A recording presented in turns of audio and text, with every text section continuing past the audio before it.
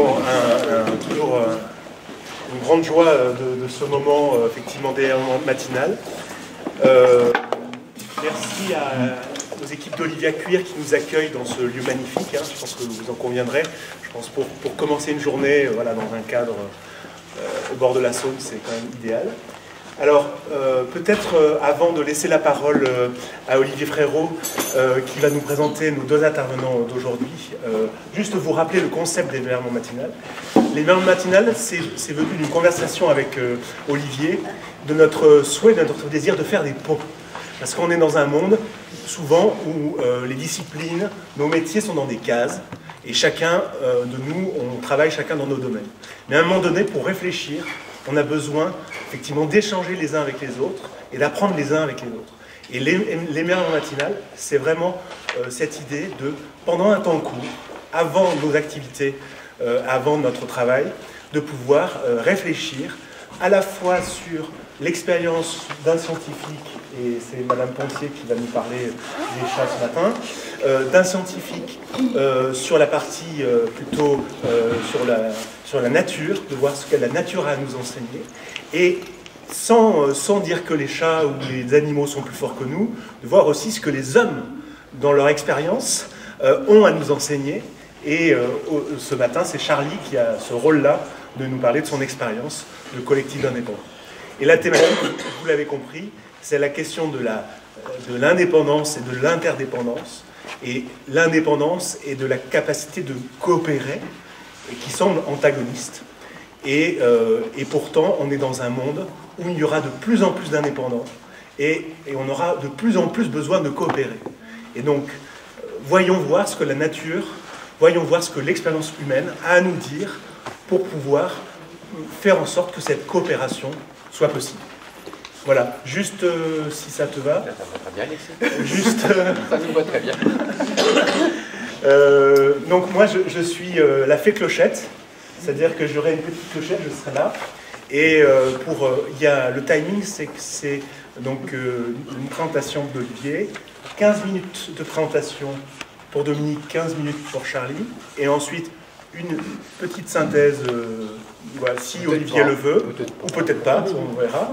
Et ensuite, ce qui est chouette, c'est l'échange entre nous, une demi-heure, et après, voilà, le paillasson. Oui. Alors oui, juste rappeler que... Ah oui, attends, il y a une petite souris. Il n'y a pas de chat. Hein. D'accord. Aussi une souris. Protégez-la. Ah, voilà notre expert Nassim. Sinon, ça n'a pas l'expert, on ne peut pas y arriver, même avec la souris. Donc oui, juste rappeler que nous avons lancé cette émerveillement matinale il y a déjà... le 9 novembre. Le 9 novembre, voilà. Pour un certain nombre d'entre vous qui étaient présents. Et la thématique, c'était sur les arbres et les racines, les mycorhizes.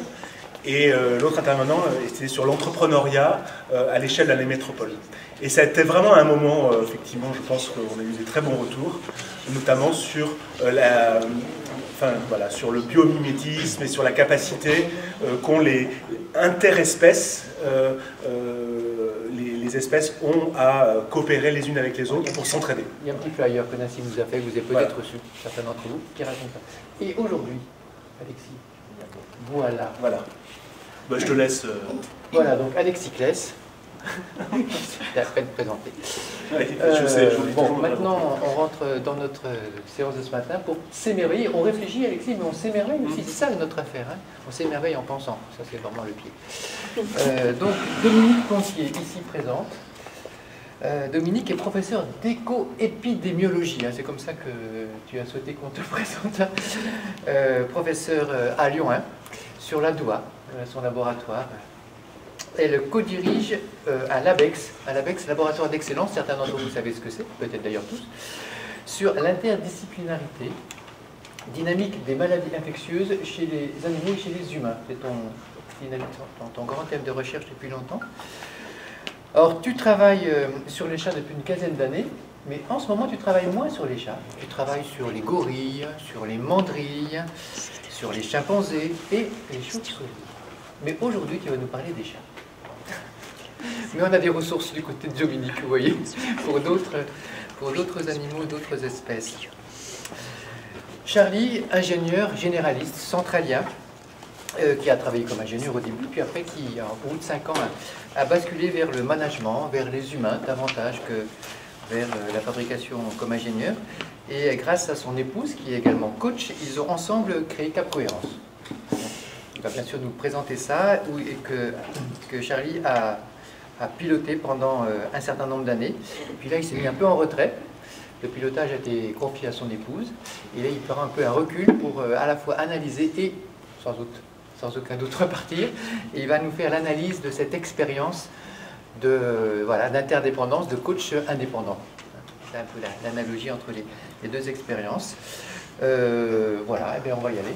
Dominique, à toi pour 15 minutes.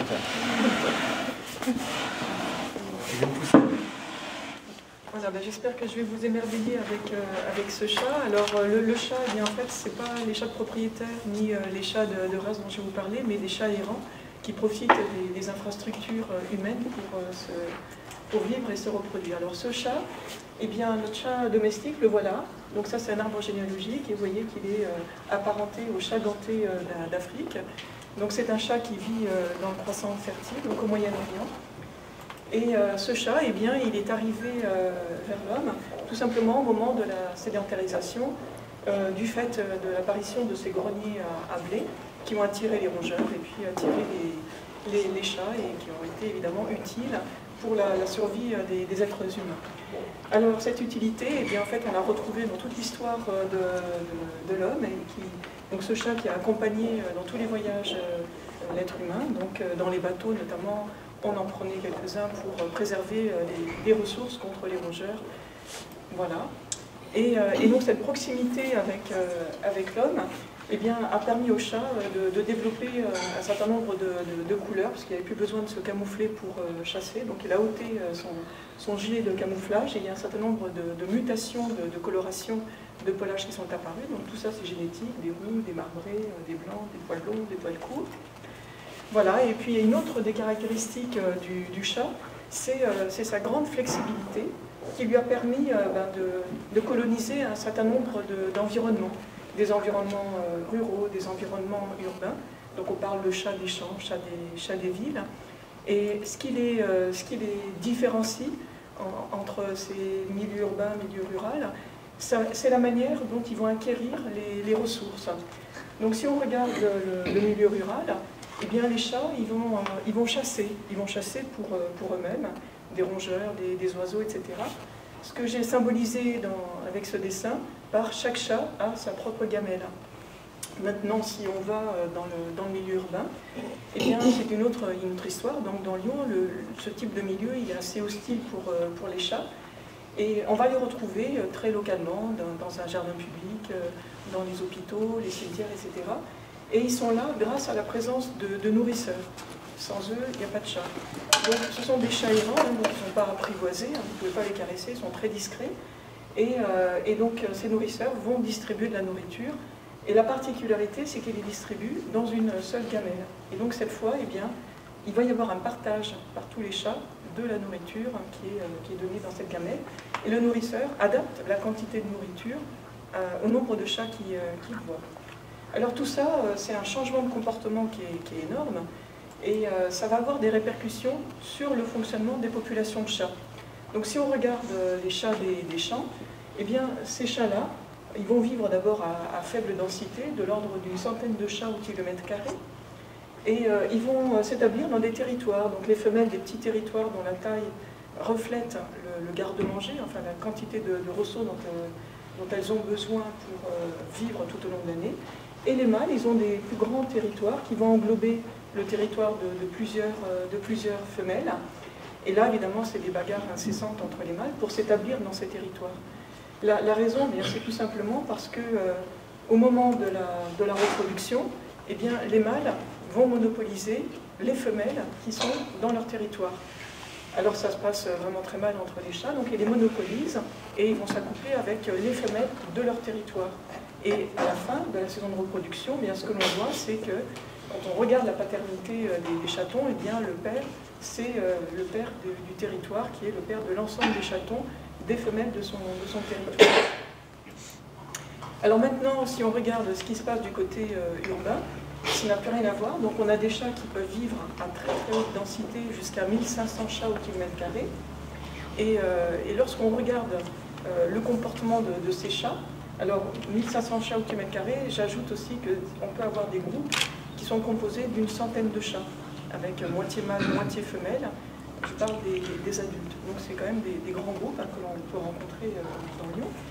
Et lorsqu'on regarde leur comportement, eh bien, on s'aperçoit que c'est une véritable petite société qui s'est construite, avec une hiérarchie linéaire de dominance, aussi bien chez les mâles que chez les femelles. Donc il y a un mâle alpha, un mâle bêta, etc., qui ont des gringoles comme ça de façon linéaire. Tu perds ton nom, mais tu t'appelles Dominique Pantier. Voilà, donc cette hiérarchie. Et puis le mâle dominant. Le mâle dominant va avoir un rôle de structure du groupe, c'est-à-dire que tant que les chats ils acceptent leur position dans la hiérarchie, il n'y a plus de conflit, il y a une harmonie, et tout se passe dans le meilleur des mondes. Voilà. Et puis ce qui est intéressant de noter, c'est que, à la différence du milieu rural, où chaque chat défendait son propre territoire, là on va avoir un territoire du groupe. Et donc tous les chats vont défendre le territoire contre les intrus. Puisque chaque intrus potentiellement peut déranger cette hiérarchie. Et donc le mâle dominant, lui, va faire le job encore plus que les autres, c'est-à-dire qu'il va patrouiller dans son territoire, de telle façon à rencontrer tous les chats. Alors ça a une vocation, c'est-à-dire qu'il va pouvoir toujours se montrer et puis affirmer sa position, et puis ça lui permet aussi de maintenir une cohésion au niveau du groupe, et puis d'interdire aux chats errants qui sont tout autour, qui ont envie de rentrer dans le groupe. Et si par exemple là, vous voyez un chat dominant, donc vous voyez que celui-ci il est vraiment tranquille, il est posé, et comportementalement il est en train de dire à l'autre, donc tu ne viens pas me chercher, parce que ça va mal se passer. Et lui il est en train de partir, les oreilles, voilà, il est en train de faire un pas de côté, il va s'en aller. Donc voilà le rôle du dominant, donc pas de conflit, c'est juste une position. Quand ce chat, par exemple, il peut être malade, eh bien ça leur arrive, comme à nous. Pendant 2 ou 3 jours, eh bien, il va s'écarter du groupe, et puis lorsqu'il aura récupéré ses forces, il va revenir dans le groupe, et le fait d'avoir patrouillé, il y a une image qui se passe, et donc les autres chats, tout de suite, ils le reconnaissent, et il récupère sa place, sauf s'il est en mauvaise santé, auquel cas, alors là, il se fait l'animer. Alors, au niveau de la reproduction, ça n'a plus rien à voir.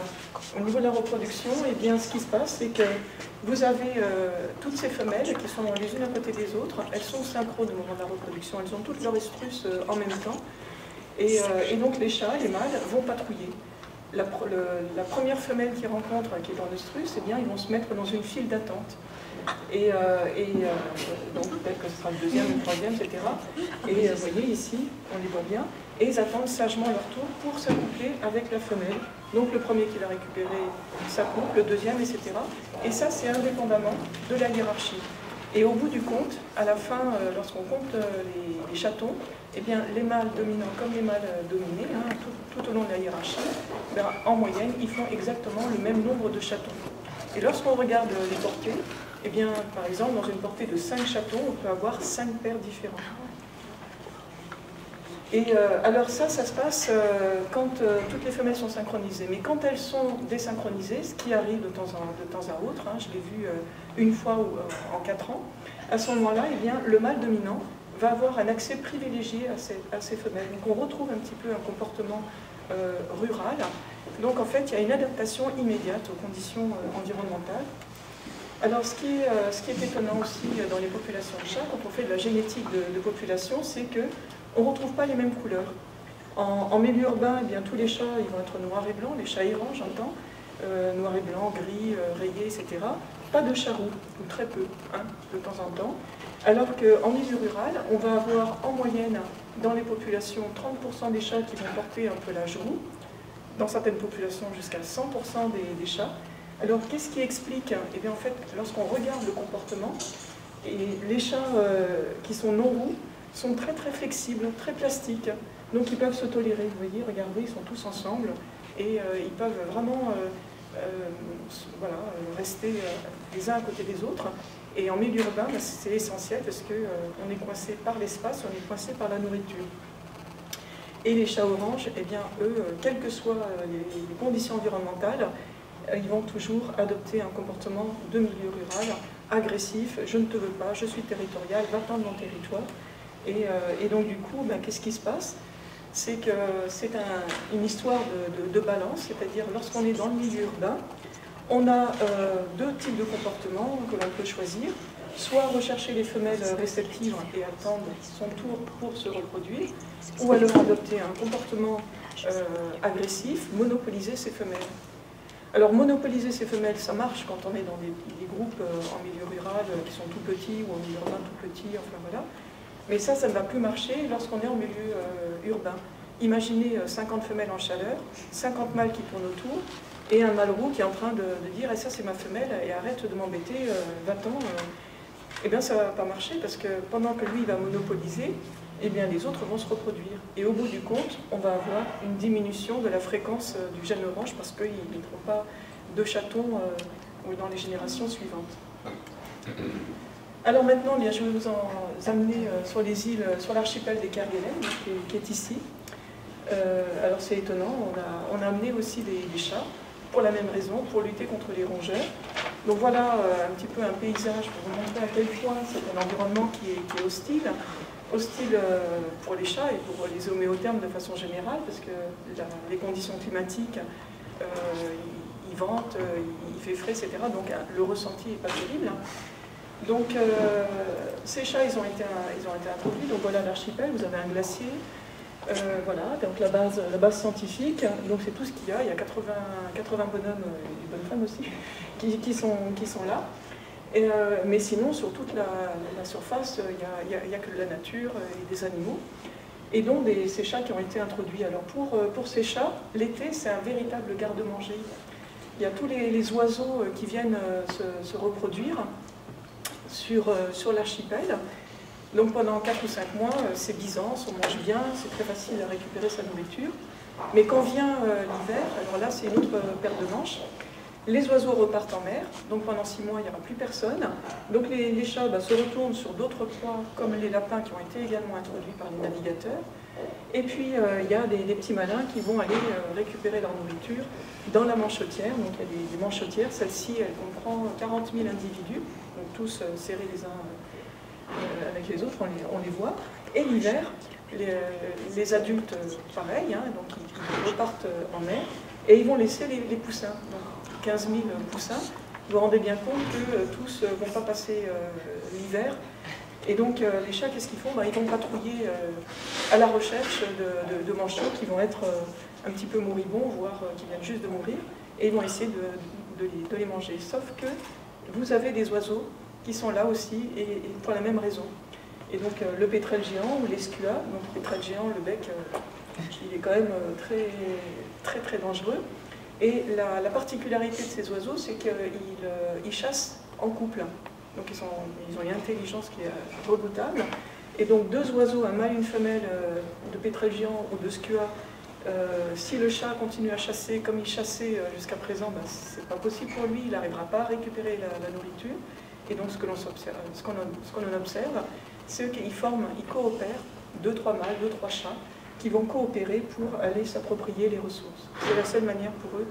Et c'est encore de s'approprier la ressource, c'est encore un changement comportemental qui est absolument fantastique. Voilà. Donc en conclusion de tout ce que je vous ai raconté, ce que l'on peut retenir, c'est qu'on est face à des systèmes auto-organisés dont la structure dépend des caractéristiques de l'environnement. En milieu rural, il y a une totale indépendance quasiment entre les individus qui sont territoriaux, solitaires. En milieu urbain, on est dans un système social de partage entre guillemets équitable. Je n'ai pas décrit tous les comportements, mais tout le monde a accès de façon équitable dans le sens où ils mangent à leur faim, aussi bien les ressources alimentaires que pour les femelles, et elles se partagent équitable. Le seul comportement collectif, c'est la défense du territoire de la colonie. Et à Kerguelen, eh bien, on a une autre forme de coopération pour l'accès aux ressources. Et donc toute cette variabilité qui est énorme, hein, du point de vue comportemental, c'est un peu, ces petits chats ils ressemblent aux gros chats, les gros chats ce sont les lions, on retrouve un peu aussi cette plasticité-là. Ça découle voilà, de la plasticité, de la flexibilité comportementale du chat.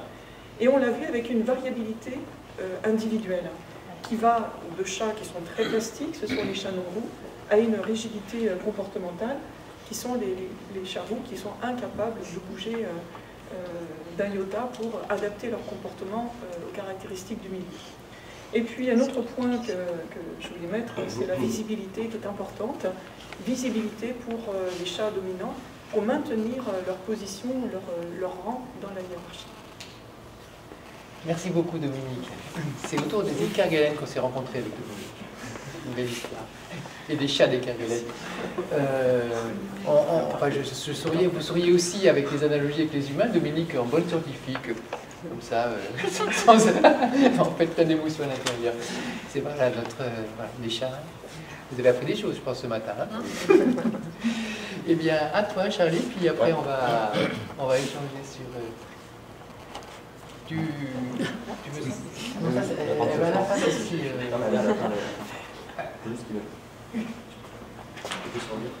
Voilà. Voilà, tu vas te mettre, voilà, c'est bon. Merci Dominique. Merci à tous. Alors ça va être à moi de vous ramener maintenant dans le monde des humains. Urbain ou ruraux? Des humains urbains et ruraux, on va voir. Et de continuer à cheminer sur la thématique du travail en réseau quand on est indépendant. Et puis on va se questionner petit à petit sur la relation entre l'indépendance et l'interdépendance. Alors, pourquoi moi? Pourquoi est-ce que je suis devant vous? Déjà, moi je dois préciser que je ne suis pas chercheur. Donc tout ce que je vais vous raconter, ce n'est absolument pas corroboré par des études scientifiques. Donc ce n'est que mon expérience, mon observation et mes propres conclusions qui, j'espère, alimenteront vos propres réflexions. D'accord? Je ne réponds pas à la question pourquoi moi. Alors pourquoi moi? Parce que j'ai créé en fait en 2013 un réseau de coachs et de consultants indépendants qui s'appelle Cap Cohérence et dont le métier est d'accompagner les reconversions professionnelles. Donc on s'adresse en fait à tous les particuliers qui sont en quête de plus de sens, de plus d'épanouissement ou de mieux-être en fait dans leur vie professionnelle, ou en tout cas qui veulent construire un projet professionnel qui est plus cohérent avec ce qu'ils sont. On a décidé dès le début de travailler en fait en dehors des dispositifs de financement, directement aux particuliers, ce qui fait qu'on travaille dans un marché qui est un peu difficile, un peu contraint, et donc pour avoir une structure agile dans ces contraintes, dans cet environnement contraignant, on a décidé, plutôt que de monter un cabinet classique d'accompagnement, de nous appuyer sur un réseau de coachs déjà en activité et qui partageaient nos valeurs. Donc en fait, on a, nous, créé la marque, créé le positionnement, la mission, les offres, tout le message autour. On a créé un énorme site internet qui nous permet d'être très visible sur la toile et donc de générer nos prospects et nos clients. Et après, on est allé recruter donc une quinzaine de coachs et de consultants qui partageaient à la fois nos valeurs, nos missions, notre vision, nos objectifs, qui avaient envie de travailler avec nous et qui partagent aussi la même posture et la même qualité d'accompagnement. Oui, pour bien comprendre la suite, il faut que je vous parle de mon rôle dans ce Cap Cohérence. Moi, je suis le seul en fait à être ni coach ni consultant au sein du réseau. Je suis là au service du réseau. Je suis l'entrepreneur de la bande en fait. Donc mon rôle, c'est de donner au réseau les compétences et les outils pour qu'ensemble, ils puissent créer des synergies pour être plus visibles et avoir plus à manger, hein, plus de prospects, plus de clients et donc plus de chiffre d'affaires. Mais je ne suis pas le commercial. En bande apparemment. Voilà. En bande organisée. Mais je ne suis pas leur commercial, je suis un facilitateur de travail en réseau. Quand j'ai créé Cap Cohérence, j'avais en tête l'adage que vous connaissez tous, seul on va plus vite et ensemble on va plus loin. Et donc je me suis dit, si je pars tout seul, enfin, plutôt à deux parce que j'ai toujours travaillé avec ma femme qui est coach, qui portait la dimension métier, si on part tout seul, si je trace une courbe avec en abscisse le temps et en ordonnée les résultats, j'aurai des résultats à peu près linéaires, proportionnels à mon investissement, à mon travail. Et si on part en groupe, j'imaginais que le début serait peut-être un peu plus lent, le temps que je fasse adhérer les gens au groupe, mais qu'après les résultats explosent, vu qu'ensemble on va plus loin. Alors voilà ce que j'ai observé, dans les faits. Donc dans les faits, au début, on est vraiment allé plus vite et plus loin que ce que j'aurais pu faire tout seul, et même ce que j'imaginais. Mais au bout d'un certain temps, on a atteint un plateau et nos résultats ont stagné. Alors moi j'aurais pu très bien ici vous parler de la première partie de la courbe qui est plus sympa et vous dire à quel point je suis un super manager. Mais je trouvais que pour les émerveillements matinaux, c'était plus sympa de vous raconter les difficultés liées à la deuxième partie de la courbe, parce que je pense que ça va résonner avec vos propres vécus si vous travaillez dans des réseaux. Alors pour bien comprendre pourquoi on a stagné, il fallait que je m'interroge sur comment fonctionnait mon groupe. Et donc j'ai fait un très gros audit au printemps dernier. Et notamment, je leur ai demandé de chacun dessiner leur vision du réseau et du travail en réseau. Alors je ne vous propose pas tous les dessins, mais un seul, qui est assez sympa. Donc, les membres de mon réseau, nous voyaient dans un ensemble de bateaux, mais on était chacun sur un bateau séparé. On était tous reliés entre nous, mais surtout reliés au bateau principal central qui est moi, en fait. Et vous voyez, moi, ils m'ont même mis sur mon bateau en haut d'une grande tour avec une longue butte pour définir la vision, le cap et savoir où on allait.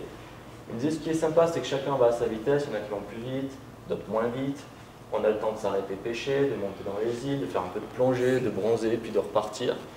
Donc ça, c'est leur vision, et puis tout le monde était super content, hein, c'est encore une soirée dans les Caraïbes. Mais dans ce dessin, on commence à voir apparaître un petit problème. Si on se centre sur ce que moi je le vivais, est-ce que vous voyez déjà un premier problème?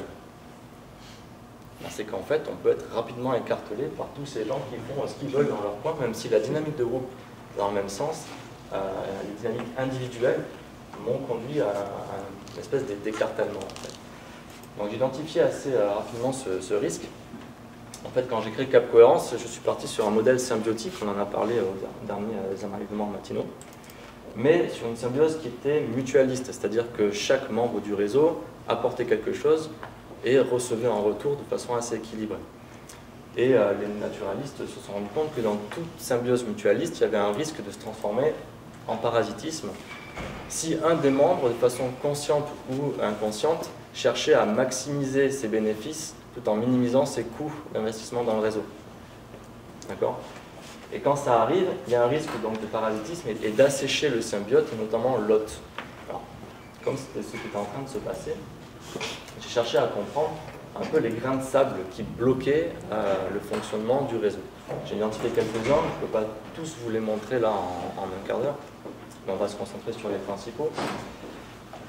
Les principaux, c'est que quand on fait travailler des indépendants en réseau, par définition, ils sont indépendants. Et ils sont donc tous différents. Et il y a une très grande hétérogénéité, et notamment une hétérogénéité dans les ambitions et dans les besoins.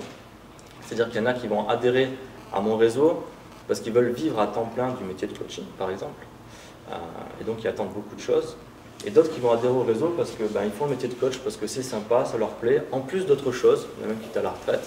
Et donc peut-être que 1 ou 2 clients par mois, ça suffit, et en plus c'est sympa de faire partie du réseau.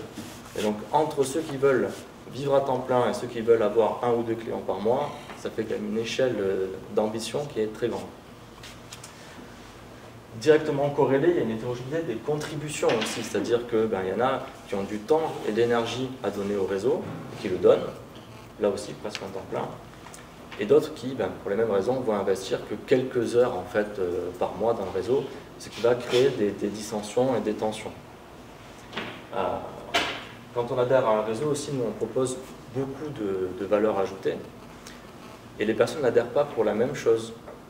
Il y en a qui adhèrent uniquement pour justement la dimension de réseau collaborative, d'autres uniquement pour la puissance de la marque et la visibilité qu'on propose, d'autres uniquement parce que on fournit du prospect, donc c'est facile, d'autres pour un peu tout à la fois, et certains juste parce qu'ils étaient un peu amoureux de moi. Ça, j'ai vu aussi qu'il y avait une hétérogénéité dans les flux de collaboration, c'est-à-dire qu'on se voit physiquement, donc on a un réseau qui couvre toute la France, donc on se voit physiquement qu'une à 2 fois par an, mais on se voit plusieurs fois par mois par Skype. Et sur ces réunions en fait, de collaboration, c'est à peu près toujours les mêmes qui y participent. Et quand bien même, sur ceux qui y participent, il y en a qui donnent beaucoup, donc qui partagent beaucoup, et d'autres qui sont toujours un peu en retrait, ou alors qui ne donnent pas de façon aussi intime et approfondie que d'autres, qui sont un peu dans la rétention en fait, d'informations et de collaboration. Il y a toujours l'appréhension d'un indépendant, donc est-ce que je peux faire confiance ou pas. Donc il y avait une hétérogénéité dans les flux, et cette notion de coopétition est importante aussi, ça veut dire qu'on va collaborer au sein du réseau, mais on a chacun notre propre structure, donc on est tous un peu aussi en compétition. Donc moi j'ai beau croire qu'ensemble, en collaborant, on va faire un gâteau qui est tellement gros que même en le divisant, notre part elle sera plus grosse que le petit gâteau qu'on peut faire tout seul. On a beau le dire, tout le monde n'y adhère pas dans les tripes en fait, hein, donc il y a des résistances. Et puis avoir aussi des conflits d'identité, c'est-à-dire que si je suis indépendant et que j'ai une demi-journée par exemple à consacrer à du marketing ou de la prospection, ben, je le fais pour qui? À mon nom propre ou au nom du réseau? Et j'ai toujours cette dualité en fait. Hein. Donc ça peut créer des conflits entre ceux qui de base vont plutôt le faire au nom du réseau et ceux qui vont plutôt le faire à leur nom propre. Donc une fois que j'ai compris tous ces blocages qui doivent vous parler, parce que je vois des gens qui font. Donc ça doit vous parler. En tant que manager de réseau, j'ai décidé de mettre en place pas mal d'actions, et c'était avant que je rencontre Dominique. Et puis quand je lui ai raconté mon histoire à Dominique, c'était rigolo, c'est que les actions de management que j'ai mis en place, on s'est rendu compte que la nature, elle faisait exactement la même chose avec les réseaux de chats. J'ai essayé de faire quelques parallèles. Serais-tu naturel? Serais-tu un être de la nature? Je suis toujours un être naturel. Exactement, on a beau dire qu'on pense qu'on a un beau cerveau. Donc la première décision que j'ai prise, en fait c'était une décision difficile mais forte, c'est-à-dire de moi-même sortir du réseau. Pourquoi sortir du réseau? Parce que comme je suis le seul à ne pas être coach ou consultant, quand je prospectais pour le réseau, puis après je répartissais de façon assez homogène pour le coup les prospects entre les membres, qu'ils contribuent ou pas. En sortant du réseau, je n'amène plus cette source de prospection. Donc ça va être à eux de se débrouiller entre eux et donc d'être obligé de collaborer. Et en plus de ça, je vais transférer donc la direction à mon épouse qui est coach, donc elle coach indépendante. Et la différence c'est qu'elle elle mange. Moi je donnais à manger mais je ne mangeais pas. Elle mange aussi quelque part. Donc si elle a des prospects, elle va toujours s'interroger entre je le prends pour moi ou est-ce que je le distribue aux gens de mon groupe, mais en échange de quoi? Donc ça crée des relations différentes. Moi, ça m'a fait penser à ce que me racontait Dominique, dans le sens où je vais arrêter de donner à manger et en plus, je fais introduire une femelle alpha dans ce cas-là, au sein de mon réseau qui va recréer des nouveaux types de relations. Deuxième chose, choix important, c'est qu'on a pris la décision aussi difficile de nous se séparer des comportements les plus individualistes. Donc ça, c'est dur à faire. Mais en fait, Dominique m'a beaucoup rassuré dans la démarche, parce que les chats font pareil, ils sortent les chats roux des groupes débiles, qui ne sont pas capables de collaborer. Ben, c'est ce que j'ai fait. J'ai sorti ceux qui étaient roux dans mon...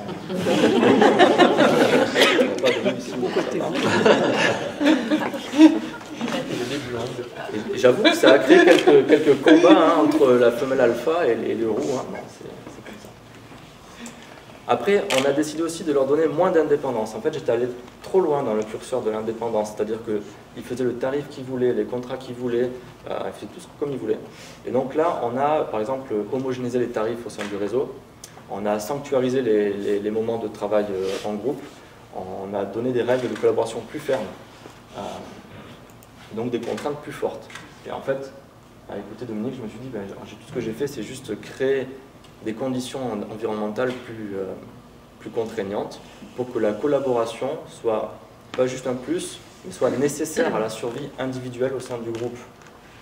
Et ça change beaucoup les relations aussi. Donc, on a aussi augmenté fortement la cotisation pour adhérer au réseau. Donc il fallait qu'ils aient des résultats. Dernier point, je fais d'autres choses, mais je fais une petite sélection. On a instauré des règles de maintien ou de sortie très fortes du réseau, c'est-à-dire tous les trimestres on challenge. Est-ce que vous avez atteint vos objectifs de collaboration? Si oui, on continue, sinon la sortie elle est là. C'est ce qu'on n'a pas fait pendant 5 ans, parce qu'on voulait porter des valeurs humanistes plus fortes, mais ça nous a semblé nécessaire, et en fait ce qu'on a fait, c'est qu'on a mis un enjeu de renouvellement des populations. Et ce que me disait Dominique, c'est que si on n'avait pas cet enjeu de reproduction et de maintien de l'ADN, en fait, il n'y aurait pas cette collaboration. Nous, c'est pareil, on va créer un enjeu pour rester dans le groupe, et donc on va être obligé de collaborer. C'est pour ça qu'il y a 5 chats noirs et blancs et un seul chat roux, il en donne disparition. Alors, pour conclure, j'aurais pu choisir beaucoup de thèmes pour conclure, mais je vais en choisir un seul. Déjà, je vous parle des problématiques, mais il faut savoir qu'en fait, c'est un peu la règle des 80-20, c'est-à-dire que ces problématiques sont surtout concentrées sur une partie du réseau. Hein, ce serait vous mentir que de dire que tout le monde est comme ça. Il y a une partie du réseau pour qui ça marche super bien, les relations de travail sont très fluides et on a de très bons résultats. Alors, moi au début, en tant que manager, je me disais, Charlie, tu es un bon manager, tu dois faire collaborer tout le monde, c'est ça la voie à suivre. Mais en fait, j'en suis revenu à une conclusion plus simple, et puis Dominique m'a beaucoup rassuré sur ce point-là. Pour collaborer, il faudra troquer un peu d'indépendance contre de l'interdépendance. Il faudra faire ce troc. Et il y en a qui vont accepter de faire ce troc et qui sont prêts à le faire. Mais il y en a non. Il y en a qui vont vous dire qu'ils ont envie, parce qu'on a envie de travailler en réseau, c'est bien de le dire. Mais dans les tripes, ils ne sont pas capables de le faire. Ils ne sont pas câblés pour. Et moi, je crois qu'en tant que manager, on ne doit pas se dire c'est bien ou c'est mal de travailler en groupe ou de travailler seul. C'est juste qu'il y a des environnements dans lesquels il vaut mieux travailler en groupe. Il y a des gens qui sont adaptés. Des environnements dans lesquels il faut travailler plutôt seul, et des gens qui vont s'épanouir là. Et moi, je crois qu'en toute bienveillance, il ne faut pas juger c'est bien ou c'est mal, mais repérer les gens qui sont aptes à travailler en groupe, les faire collaborer. Et ceux qui ne sont pas aptes, malgré ce qu'ils disent dans l'idéal, leur faire comprendre qu'ils vont être plus adaptés, donc plus performants en dehors du groupe. Et c'est ce que je suis en train de faire. Et finalement, ça simplifie aussi le management. Mais encore une fois, en toute bienveillance et sans juger, c'est pas bien, c'est pas mal. Voilà, donc essayez d'identifier dans vos réseaux respectifs qui est prêt à travailler. Voilà la relation entre l'indépendance et l'interdépendance, deux petits chats qui forment le yin et le yang, et chacun se nourrit mutuellement. Merci à tous d'être là. J'espère qu'on vous a alimenté. Merci beaucoup, Charlie. Il y a Dominique qui voulait faire peut-être une dernière. Ah oui, non. Juste la dernière diapositive, alors je l'ai choisie parce que bon, elle parle du chat, mais elle parle aussi de notre propre condition scientifique. Finalement, je ne sais pas si je vous ai parlé de ça ou si je vous ai parlé de ça. C'est-à-dire, j'ai l'impression qu'il faut vraiment être humble. Et cette image, elle me dit que voilà, cette réalité, peut-être qu'elle est inaccessible, en tous les cas, elle est certainement plus complexe que ce qu'on vous a raconté, essayer de chercher dans la métaphore du chat, comment on peut expliquer certains comportements chez l'homme. Et il y a deux points, peut-être, je ne sais pas, oui, il y a deux points que je voulais soulever par rapport à ce qu'a dit Charlie. Donc il y a le premier point, c'est que par rapport au chat, eh bien, c'est le coût énergétique est associé à la dominance. Donc il faut vraiment investir énormément d'énergie pour maintenir la cohérence, pour être garant du fonctionnement du groupe. Et au bout d'un certain temps, eh bien, on s'aperçoit que le chat dominant, eh bien, il va fondre en termes d'énergie et il va laisser sa place. C'est ce qu'on observe aussi chez les lions. Il va y avoir ce qu'on appelle des taking over par d'autres mâles. Et le deuxième point, c'est peut-être les interactions virtuelles. Donc pour le chat, tous les jours, il patrouille pour aller voir tous les chats. Et ça lui donne de l'information, donc elle n'est pas du tout tronquée, il voit les chats, et donc il peut rectifier le tir si il y a des chats qui se comportent mal, il va leur planter une rouste éventuellement. Et puis d'autre part, le fait de cette visibilité, ça permet aux autres chats d'être toujours sous l'influence, c'est-à-dire d'avoir cette influence du chat dominant. Il y a vraiment les deux côtés. Merci vraiment beaucoup. Donc vous avez vu, ils ont déjà beaucoup collaboré pour préparer cette matinée, effectivement. Ils se sont rencontrés la dernière fois et merci beaucoup à Dominique et à Charlie. Vous voyez, on a cette posture humble du scientifique, c'est une vraie scientifique, mais qui nous a appris drôlement de choses. Donc effectivement, la réalité, elle est sûrement beaucoup plus complexe que tu nous as dit, mais déjà, grand merci. Alors pour les humains, idem, et c'est vrai que je pense que cette analogie, elle est quand même très très éclairante, hein, très déroutante aussi. Il y en a une que vous n'avez pas trop citée, en analogie sur le leadership. Voilà ce que je viens de parler. Alors dominant ou leadership, et on s'interroge, hein, nous aujourd'hui, sur c'est quoi le leadership. Donc tu dis, sa patrouille, c'est en position. Hein, tu as dit tout à l'heure, il se montre, il assure la cohésion. Il ne fait pas le job de travail concret, mais il est là et ça suffit. Ça, c'est un grand A, hein, pour un leader, d'être là et que son influence suffise. Alors peut-être que ça m'interroge aussi sur cette question du management et du leadership. Bref, donc la nature, ou plutôt les chats, hein, parce qu'ils ont inventé, peut-être avant nous, beaucoup de règles du management. Voilà, c'est un peu ça la philosophie de cette matinée. Et à vous la parole. Tu n'as pas utilisé ta cloche, donc tout va bien. J'ai pas eu besoin, puisque super. nos deux dernières réunions ont été parfaites. On a une vingtaine de minutes pour bien échanger, donc j'imagine que vous avez des questions. Des questions à poser à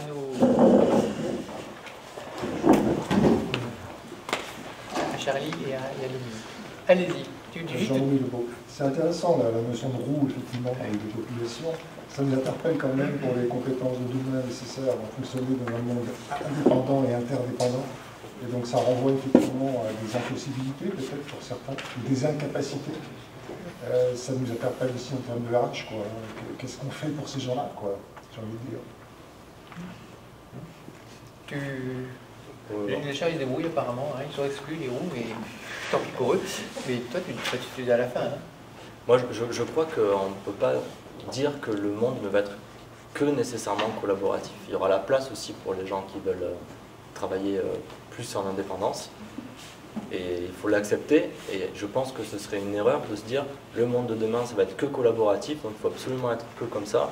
On doit plutôt créer des environnements pour que les deux populations s'épanouissent et puissent dialoguer aussi. Voilà. Donc, avec peut-être des passerelles de l'un à l'autre. C'est pas tout coopératif, tout indépendant, il y a toute la subtilité. Une richesse, et heureusement qu'il y a les charroux à la campagne, quelque part. Et c'est comme jusqu'à présent, par exemple, on disait que dans l'entreprise, c'est surtout les profils extravertis qui étaient mieux adaptés. En fait, on se rend compte que le profil introverti amène aussi une richesse et qu'il faut qu'on arrive à créer l'équilibre. Pour demain, ce sera pareil. On ne peut pas fermer les yeux avec nos idéaux, en fait. Claudine Piston, j'anime le réseau des développeurs économiques locaux en région. Alors moi je fais beaucoup de parallèles, en plus j'ai un chat, mais bon, je me dis il faudrait peut-être que je mette des chats dans le réseau. Quand je suis arrivée il y a 20 ans, il y avait 150 développeurs dans le réseau, je les connaissais tous. Maintenant on est à 940.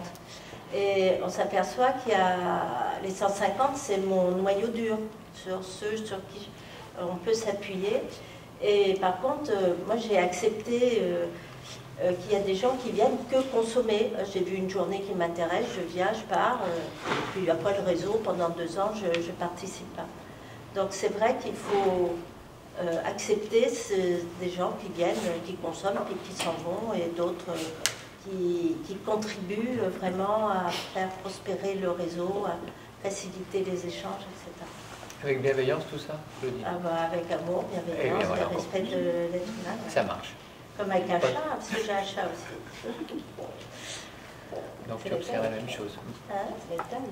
La taille, 940, et puis encore, on n'a pas trop des gens d'Auvergne encore. Et c'est vrai, je me dis, mais 940, comment on peut garder cet état d'esprit réseau? Mais c'est un état d'esprit d'être en réseau, mais il faut accepter qu'il y en a qui soient dans le réseau sans l'être, et puis d'autres au contraire. Il peut y avoir un réseau à plusieurs vitesses. Voilà, c'est ça. Tant que ça ne met pas en danger l'équilibre du symbiote, en fait. Ça va. Nous, comme on n'était que 15, c'était difficile de tolérer que les deux vitesses. Oui, bien sûr. Alors, je suis Claire Brosseau, j'ai un charroux. Il y en a J'aime bien la collaboration, hein. Ça je peux le confirmer. Et donc je comprends mon charroux à travers la présentation qui a été faite. Et puis j'anime aussi un collectif de chercheurs, de citoyens, makers, entrepreneurs sociaux pour faire de la science ouverte, partagée et responsable. Et moi, mon interrogation par rapport à la présentation, votre présentation, monsieur, c'est de savoir quelle est la place de la structure Cap Cohérence, parce qu'on ne peut pas penser uniquement qu'on fonctionne avec des flux dans un réseau et où il y a des interdépendances de personnes.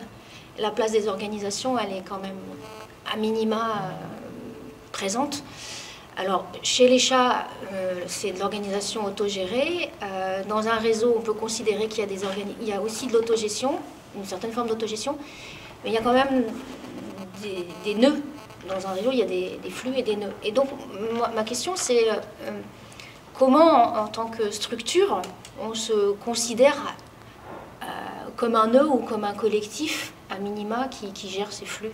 Alors, je ne sais pas si c'est très concret comme question, mais comment vous gérez ça parce que vous êtes amené quand même à gérer ce collectif. Charlie, mais peut-être que tu pourrais dire aussi quelque chose sur la question. Vas-y, Charlie. Nous, à partir du moment où en fait, on a créé la marque et le concept, donc on en est propriétaire, donc on se sent obligatoirement nœud, puisque c'est nous qui avons recruté, si j'ai bien compris la question. Et après, on n'a pas structuré avec un contrat les relations hiérarchiques. On a décidé de collaborer en fait de façon assez naturelle, avec les limites qu'on a vues. Mais du coup, c'est à travers le modèle économique que vous structurez la relation à la structure? Oui, alors il y a des relations économiques pour adhérer à la marque et au réseau, mais après, chacun va développer sa propre clientèle, sa propre visibilité. Les flux en fait, d'argent vont passer directement du client à l'indépendant sans passer par la structure. Il n'y a pas de commission qu'on prélève. C'est très libre en fait. Peut-être un peu trop libre justement. Et comment la structure qui fait vivre le réseau se rémunère? Elle se rémunère sur une cotisation qui est payée.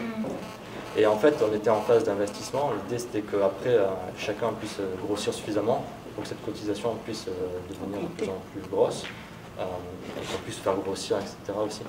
Et comme il y en avait qui grossissaient et d'autres non, on a atteint les limites de ce modèle. Donc il fallait les amener plus loin. Donc c'est pour ça qu'on va se séparer des gens qui ne veulent pas aller vers cette ambition-là, et garder que les gens qui ont cette ambition-là. Voilà. Après, le fait que moi je sorte aussi, c'est un peu différent, puisque à mon épouse qui reprend le flambeau, et ben, plus le réseau génère de prospects, plus elle aussi elle a du prospect, donc plus elle a du client, elle a du aussi. Et ça change carrément du modèle d'entreprise classique. La structure bouge à ce moment-là. Vous voyez Alors, vos analogies, pas beaucoup, c'est-à-dire que quand enfin, par rapport à ce que tu dis là, donc les réseaux, il y a aussi un réseau aussi chez les chats, c'est-à-dire que j'ai parlé de façon globale, mais il y a des sous-structures et des sous-structures entre des individus enfin, qui ont des relations proches qui peuvent être aussi des relations d'apparentement. Et donc voilà, donc ce qui fait qu'il y a des relais d'une certaine façon entre les groupes et des échanges d'informations qui sont faites par les chats dominants, mais c'est tout ce que je peux dire en termes de flux, de nœuds, donc je ne sais pas si ça a fait avancer beaucoup. Après, il y a des choses dont je n'ai pas parlé, mais on crée aussi des produits en groupe. On a mis en place des formations e-learning, par exemple, où on écrit des livres. Donc, plus le réseau est visible, plus chacun on peut vendre plus facilement aussi nos propres produits et prestations, donc on est tous plus forts aussi. Voilà. Donc, même moi, j'ai pu diffuser mes formations en e-learning. C'est comme ça qu'on s'est réunis. Ouais, Alexis.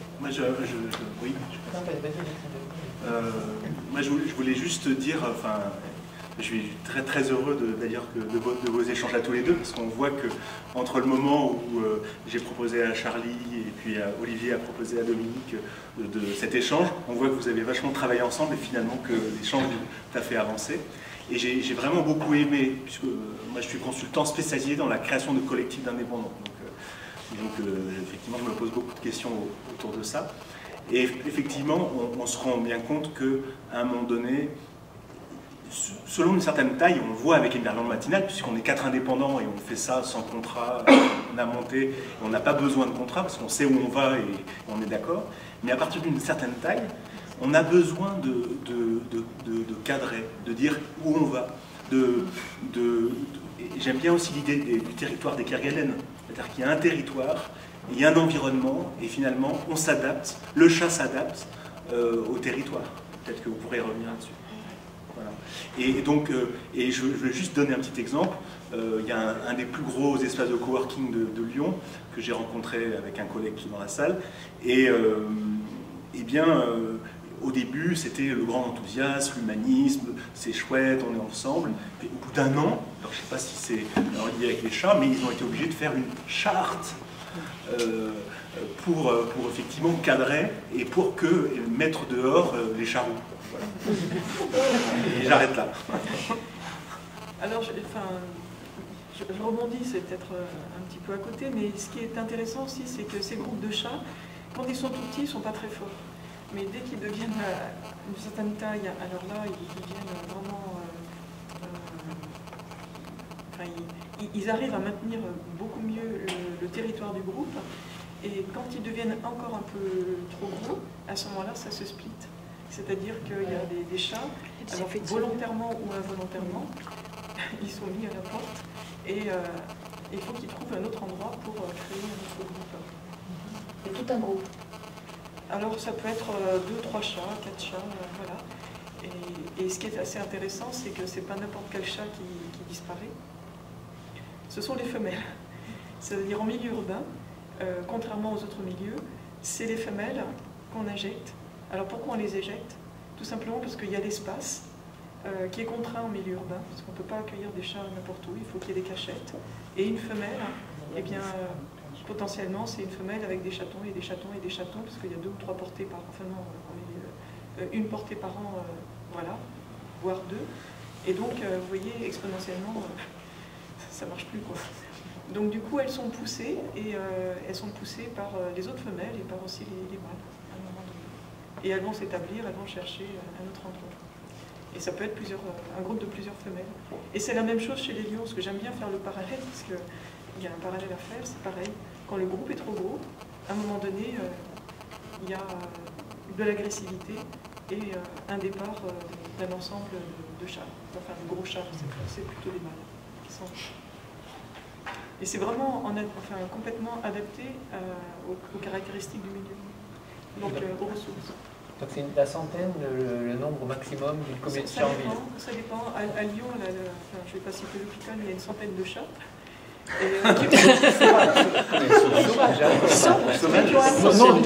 Sauvages, mais qui ont un rôle, parce qu'en fait, ils écartent les rats. Ils vont y avoir des chats et des rats. Ils ont vraiment des rôles. Enfin, c'est pas l'objectif d'en parler. Et quand je travaillais à Rome, ça pouvait aller jusqu'à 150 chats dans les ruines. Enfin, c'était fantastique de les étudier. Et c'est complètement lié aux ressources, aux cachettes, parce qu'en fait, il y a besoin d'avoir des ressources pour faire fonctionner le groupe. Et une fois que ces ressources on atteint les limites, à ce moment-là, agressivité, et on éjecte, je ne sais pas lesquels, est-ce que c'est les plus faibles, est-ce que c'est des départs volontaires? En ville, ce sont les femelles qui sont pionnières alors. Voilà, elles sont vraiment pionnières, c'est vrai, tu as raison, elles sont vraiment pionnières pour aller chercher un autre lieu pour s'établir. Sans doute aussi dans la bataille, j'imagine. Michel. Oui, Michel Tavernier, Arac vers Rhône-Alpes. Est-ce que vous étudiez aussi autour du chat le regard que l'homme, comme les civilisations, portait sur le chat? Par exemple en Égypte où le chat est un peu déifié, est-ce que vous avez étudié ces dimensions civilisationnelles et historiques où au Moyen-Âge, le chat noir qui est associé à la sorcière, aujourd'hui il y a des gens qui ont peur de croiser un chat noir. Est-ce que dans votre analyse, vous faites des rapprochements avec le regard de l'homme sur cet animal, y compris d'ailleurs dans votre propre observation? Est-ce qu'il n'y a pas d'anthropomorphisme dans votre propre observation? Oui, alors on fait vraiment excessivement attention à l'anthropomorphisme, c'est pour ça que voilà, on a un chemin qui est vraiment très, très étroit parce qu'on est scientifique. Alors, la relation entre le chat et l'homme, oui, on est obligé, parce que de toute façon, il y a des interactions. Elles sont mouvantes, effectivement, ça va dépendre des civilisations, mais vraiment le point de base, c'est le rôle d'auxiliaire, en fait, entre les rongeurs. Et donc partout, et ce rôle-là, il est là. Si on regarde aujourd'hui encore, il est là. Dans les fermes, etc., il y a toujours des chats errants que l'on va nourrir avec du lait pour stabiliser les chats qui vont permettre de repousser les rongeurs dans les greniers, enfin. Donc ils ont toujours ce rôle, et effectivement ils l'ont plus ou moins déifié parce qu'il faut reconnaître qu'il y a des centaines de milliers d'années, en fait, on n'avait que le chat pour lutter contre les rongeurs. Donc ça préservait vraiment des famines. Donc c'était un rôle vraiment très très important. Et effectivement, en fonction des civilisations, on ne va pas associer les couleurs avec les mêmes... vous parliez du chat noir, etc. Quand je vais sur un bateau, c'est le lapin, c'est les bêtes à longues oreilles, il ne faut surtout pas en parler. Donc voilà, donc chaque communauté va avoir entre guillemets ses chats noirs. Mais je ne suis pas allée au-delà quand j'ai regardé la Chine, quand j'ai regardé. Mais voilà, donc ce que j'ai vu, c'est vraiment des interactions plutôt de mutualisme. Et on tolère les chats parce qu'ils vont nous être d'une grande utilité, même encore aujourd'hui. Si vous regardez à Tunis, à l'intérieur de la ville, j'étais étonnée parce qu'il y avait les éboueurs, ils ne peuvent pas entrer dans la ville. Donc ça fait des tas alors je ne sais pas, ça date d'une dizaine d'années ou une quinzaine d'années cette observation. Il y avait des tas d'ordures et on laissait les chats. Et j'ai réalisé à quel point effectivement c'était important de laisser ces chats-là. Et ils étaient vénérés parce que en fait c'était la seule possibilité pour tenir un petit peu propre et écarter les rats des habitations humaines. Donc on a les charroux maintenant, pour notre mythologie contemporaine, on nous a introduit une nouvelle expression, chasser les charroux. Sortir de façon bienveillante. Sortir les charroux, voilà. Oui. On verra si ça fait florer cette expression-là. Ce que disait Charlie, c'est-à-dire qu'on a besoin de cette variabilité. Oui, tout à fait. Donc il y a bienveillance quand même pour les sortir. Regarder avec bienveillance toutes ces personnalités. Jean-Luc Santali, la Bretonne. Vous avez évoqué au niveau des réseaux de semblables, notamment sont les chats. Et est-ce que vous avez étudié les réseaux de complémentaires? Puisqu'en fait, est-ce que la relation homme-chat, par exemple, n'est pas en soi un réseau aussi? Ah oui, complètement, oui. Oui, effectivement, lorsqu'on regarde la manière dont les chats se distribuent dans l'environnement, pas des chats propriétaires, je travaille toujours sur les chats errants, et bien en fait ils sont complètement superposables aux habitations humaines. Donc on voit comment ils se structurent par rapport aux habitations, les mâles par-dessus, enfin voilà. Donc il y a tout un tas de chats que l'on ne voit pas, que vous ne voyez pas, ils sont très très discrets. Ils habitent aussi dans les villages, et quand je les capture, je capture les chats propriétaires, mais je capture presque autant de chats errants qui sont d'une discrétion, qui sortent que la nuit, et ils sont véritablement établis dans ces habitations humaines, dans ces infrastructures, parce qu'il y a d'autres espèces animales. Enfin, le chat il est arrivé, et vous avez des chats forestiers, donc ils ne peuvent pas aller dans la forêt. Les chats forestiers, vous ne les connaissez pas, mais c'est notre espèce qui vit dans la forêt, et ils ont une personnalité encore plus forte, ils se ressemblent, et ils empêchent les chats domestiques. J'espère que vous l'avez compris, mais ils ne sont pas domestiqués, c'est pas comme un chien, on l'a façonné, ils se sont façonnés eux-mêmes, ils ont accepté de venir vers nous, mais ce n'est pas nous qui avons sélectionné leur comportement. Voilà, donc en fait, il y a vraiment une espèce de mutualisme entre les chats et nous. C'est sûr qu'il y a une relation très très forte. Ce que j'évoquais, c'était même se dire, est-ce qu'on n'a pas des réseaux qui existent entre, mettons, chat et chien, ou quelque chose qui soit pas du domaine semblable que des chats? Pourquoi on parle de communautés, finalement, de gens qui sont semblables, appartenant à la même race, et des modes de collaboration qui peuvent exister entre différentes races, mais qui finalement forment un réseau un petit peu comme on a un poisson pilote qui trouve un intérêt à être avec un requin. Alors non, j'ai pas étudié toutes les interactions interspécifiques. Les interactions que j'ai étudiées, c'est les interactions proches-prédateurs. Je ne peux pas vous répondre. Alors on en a parlé lors du premier épisode, notamment sur les symbioses. Effectivement, il y a plein de symbioses dans la nature, notamment. Encore une question? Et après, on va... Il y avait juste un constat concernant les réseaux, c'est qu'effectivement, on constate avec la prolifération de réseaux très structurés aujourd'hui que l'intérêt, c'est effectivement de mettre en commun des gens avec des personnalités différentes, des activités différentes, mais de plus en plus, le cadre est important et il y a le droit et les devoirs de chacun. et qu'effectivement, on doit profiter des ressources communes, mais aussi, si on n'apporte pas à la communauté, le réseau ne pourra pas durer indéfiniment, et des animosités vont forcément se créer entre les membres du réseau, et du coup polluer un peu la relation et les bénéfices du réseau.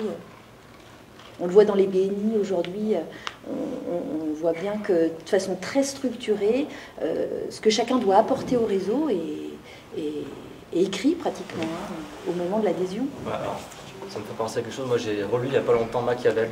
Je vous invite à le relire parce qu'il n'est pas du tout machiavélique en fait, ce bonhomme. Et Machiavel nous dit à un moment quand même qu'il vaut mieux effectivement se concentrer sur ce qu'on observe dans la réalité plutôt que sur les idéaux. Et en fait, moi au début, quand j'ai commencé à manager Cap Cohérence, je crois que j'étais encore dans mes idéaux. Je me suis dit, si je contractualise, c'est que j'ai échoué dans mon management et dans la création de mon groupe. Et en fait, j'étais dans la partie idéale. Et Machiavel, j'aurais dû le lire à cette époque-là, j'aurais dû observer, dire ben en fait, oui, bon, les idéaux sont là, mais dans les faits, il faut. Et c'est ce qu'on a fait maintenant. Il y a une charte claire des devoirs et des droits, ce qu'on doit donner, recevoir. Et ça m'attriste. Mais c'est ainsi. L'idéaliste est attriste. Tu n'as pas tout à fait lu Machiavel, tu n'as pas tout à fait alors, parce que le pragmatisme au sens profond, c'est aussi la joie.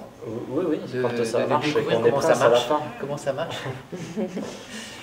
Bon, écoutez, grand merci pour cet échange. Avant que je passe la parole, mais peut-être Alexis va le dire, je vois là-bas Olivia Cuir qui vient d'arriver. On est très heureux, Olivia, d'être chez toi. Donc un immense merci pour ce deuxième accueil pour Émerveillement matinal. Tu veux dire un tout petit mot d'Esprit d'Essence ? Ou du lieu. Ou du lieu ? Oui, du lieu. Voilà, parce que quand même c'est aussi beaucoup grâce à Olivia que nous sommes là, dans ce magnifique lieu. Le lieu qui est intimement lié à l'agence. Le bureau de l'agence de communication, c'est le premier. Que vous dire sur le lieu, l'ancienne capitainerie du port fluvial, de 1926 à 1991. Et puis je ne sais pas si vous le voyez, il est un petit peu abandonné. Il y avait des associations. Depuis 1991 à encore 2 ans, pas mal d'associations qui étaient présentes, pas mal des projets de la Biennale d'art contemporain aussi, pas mal de choses, mais dans un état un petit peu vétuste. Voilà. J'ai eu cette très belle opportunité de travailler avec les architectes et un promoteur pour réhabiliter ce lieu. Donc c'est la dernière réhabilitation, c'était le premier bâtiment construit ici sur le quai Rambaud et le dernier réhabilité. Donc c'était très symbolique comme rénovation. Et malheureusement pas faire visiter tout parce qu'il y a un événement au R+2, mais on a rajouté, vous avez pu le voir, un socle en verre avec une terrasse, très belle terrasse qui donne sur les balmes qui sont complètement préservées, enfin classées même en fait, parce qu'on a le château Bellerive qui est 18e, qui a permis de justement préserver tout cet écosystème ici. Donc on a chance folle, et donc l'agence de communication que je dirige, que j'ai fondée il y a 10 ans sur le nouvel art de vivre.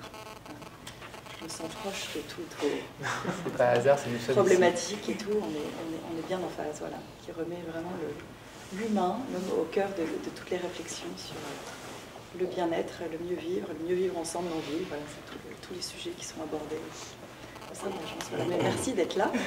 Et voilà, je propose de rebondir sur le prochain événement, avant de remercier tout le monde, de dire que effectivement j'ai proposé pour le dernier événement de l'année, enfin dans une salle, enfin je ne vais pas en dire plus, j'ai proposé à Olivia d'avoir une thématique sur la communication.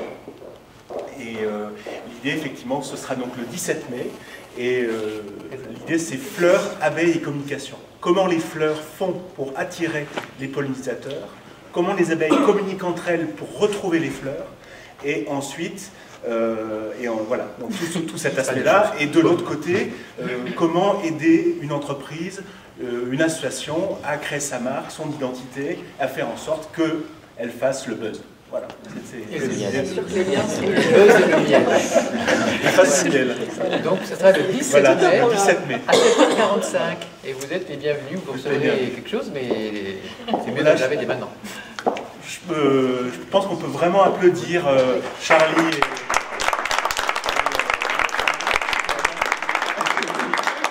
et un grand merci, c'était vraiment un très très bon moment. Oui, vous l'avez compris, donc Éveil Original, c'est vraiment une histoire de coopération. Donc, un grand merci à Olivia, un grand merci à Fanny, Nassim, Olivier, et puis voilà, Anthony aussi qui nous a prêté l'écran.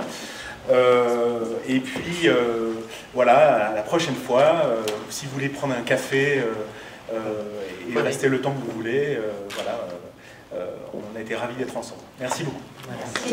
Merci.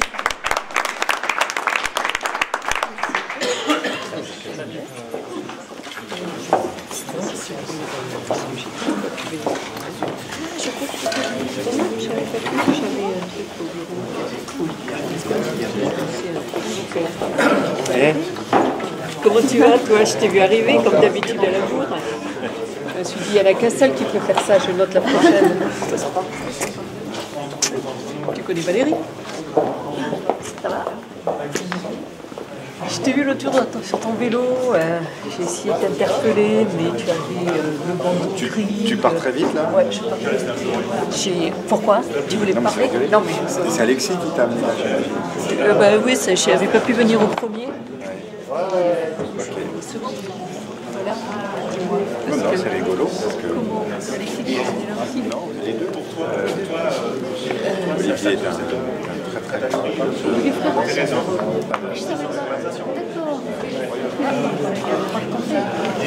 Et d'ailleurs. Ouais. Oui. Salut Jean. Et Jean-Luc, j'aurais pas pensé rencontrer Jean-Luc ici. Sauf pour son amour des chats. Toujours celui qu'on. Valérie, responsable communication chez nous pour les questions du commerce à la CC. Presse. Relation presse.